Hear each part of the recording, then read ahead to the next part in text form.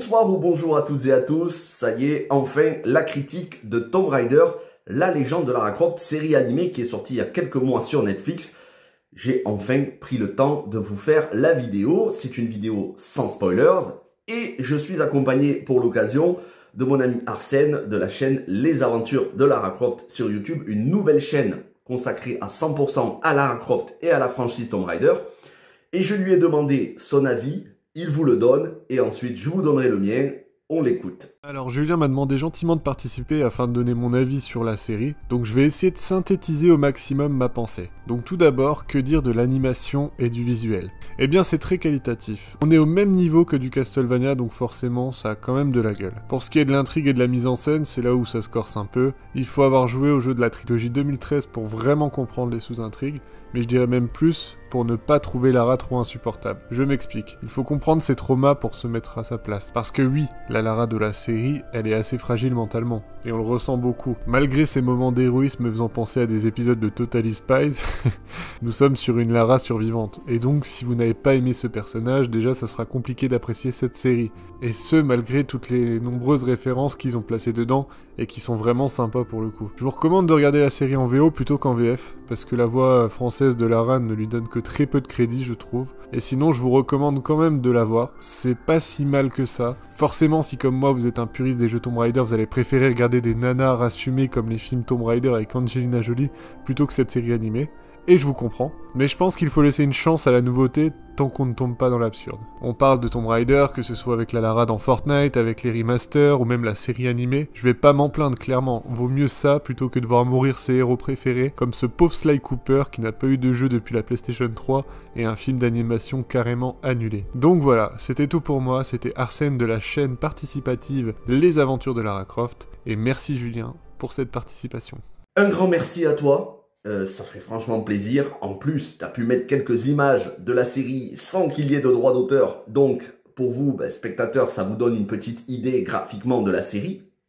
Je vais vous donner mon avis. Alors, vous avez entendu l'avis d'Arsène, qui était quand même plutôt positif. Moi, ça va pas être le cas. J'ai vraiment pas aimé. Alors, quand je dis j'ai vraiment pas aimé, on va dire à 70%, je n'ai pas aimé, et 30%, ça passe. J'ai passé un sale moment. Si ma chaîne n'était pas spécialisée adaptation de jeux vidéo, et donc j'essaye de traiter toutes les adaptations, celles que j'aime moins et celles que j'aime pas du tout, si ma chaîne n'était pas spécialisée là-dedans, j'aurais arrêté à la fin du premier épisode, parce que c'était déjà trop. Mais je suis allé au bout des 8 épisodes. Et qu'est-ce que ça a été long!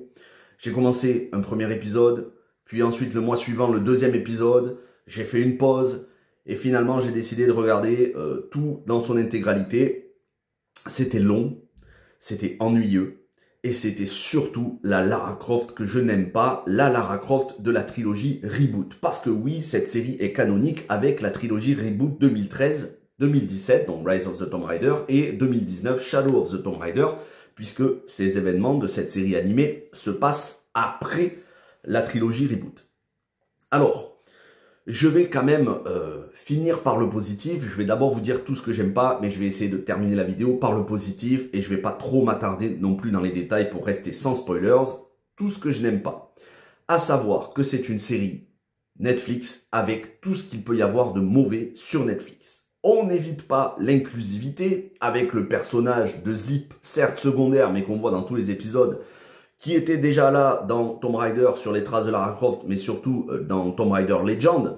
Ici, le personnage est devenu LGBT, et oui, on est en 2024-2025, forcément l'inclusivité, même si ça commence à diminuer, il y en a toujours. Donc voilà, c'est comme ça, c'est sorti du chapeau.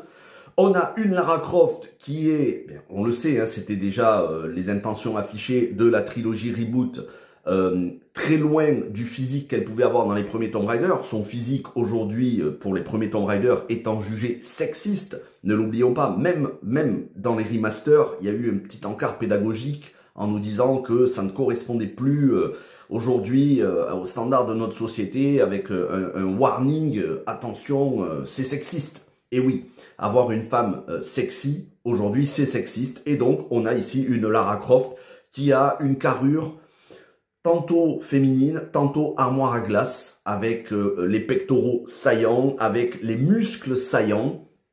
Bon, écoutez, pour moi, c'est pas du tout la Tomb Raider, c'est pas la Lara Croft d'origine avec ce charme qu'elle pouvait avoir. Et puis, c'est une Lara Croft qui est quand même assez insupportable au niveau de sa personnalité. Elle fait la gueule tout le temps, elle est renfrognée, elle est froide, petit à petit elle se déride au fur et à mesure des épisodes, mais elle est très distante avec ses amis, elle est cassante, elle est désagréable au niveau de la personnalité, alors que dans les premiers Tomb Raider, on avait une Lara Croft joviale, espiègle, qui ne faisait pas équipe, hein, c'était pas les aventures de Lara Croft et de son équipe. Dans les premiers Tomb Raider, c'était Lara Croft. Ici, on pourrait dire Tomb Raider, la légende de l'équipe de Lara Croft, puisque ils sont plusieurs sur le terrain. Et c'est franchement pas pour le mieux parce que les autres personnages, donc que ce soit Zip ou Jonah, même si Jonah est un peu attachant, mais sinon voilà, il n'y a pas énormément de charisme. Il y a plus de charisme chez le méchant dans cette série qui pour le coup est vraiment intéressant. Il a une carrure, il a une prestance, il a des intentions qui sont plutôt complexes. Relativisons, quand je dis complexe, c'est du vu et revu. Mais le méchant de cette série est plus intéressant que Lara Croft et que tous ceux qui gravitent autour d'elle, ce qui est quand même un comble. Bon, ça c'est pour le côté donc série Netflix avec tout ce qui est inclusivité d'aujourd'hui, il ne faut surtout pas paraître sexiste, il faut être dans le politiquement correct.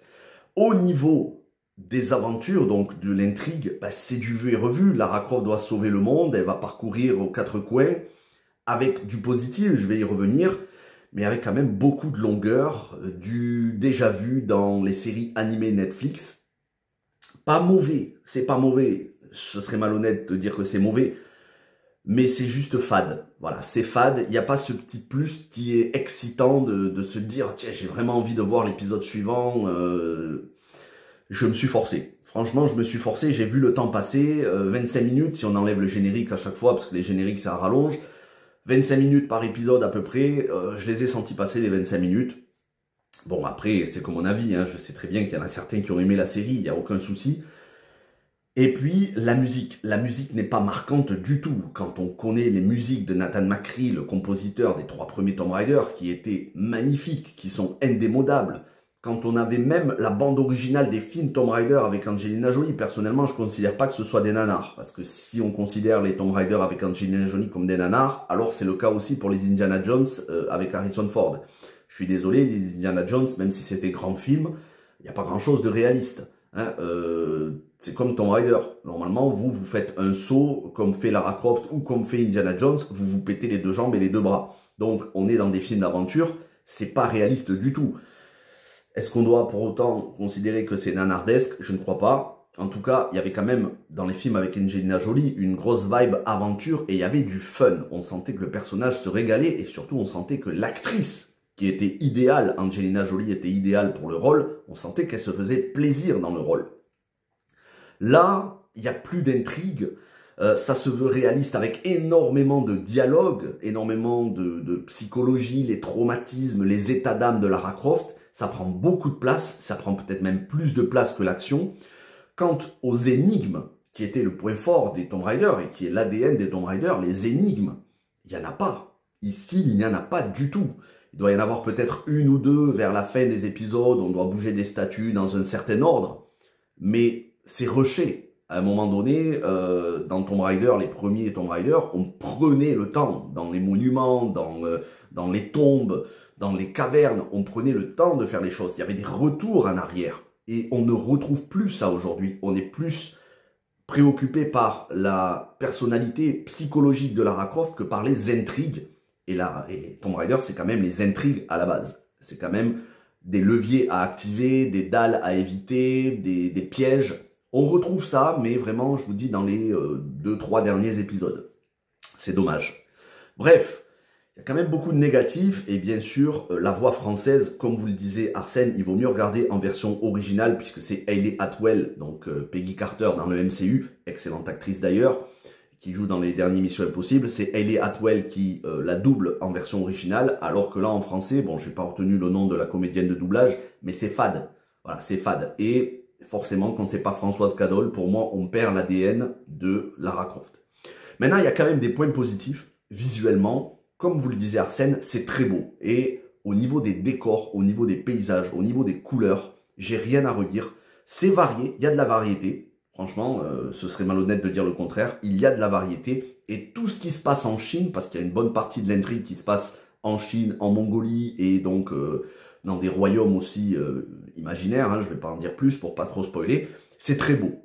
Visuellement, c'est très beau, je n'ai rien à redire. L'action est fluide. Après, le personnage, au niveau de ses traits, bah, ça ressemble aux séries Netflix. Ça ressemble à du Dragon's Dogma, du Dragon Age, ça ressemble à du Cyberpunk 2000, Edge Runners, qui est d'ailleurs une pépite pour le coup. Et oui, ça ressemble à Castlevania, qui est une très bonne série. Je n'ai pas encore vu Castlevania Nocturne, mais les 4 premières saisons de Castlevania, j'avais bien aimé. Donc on est dans la charte graphique Netflix, qui est loin d'être mauvaise. Ça reste franchement très joli.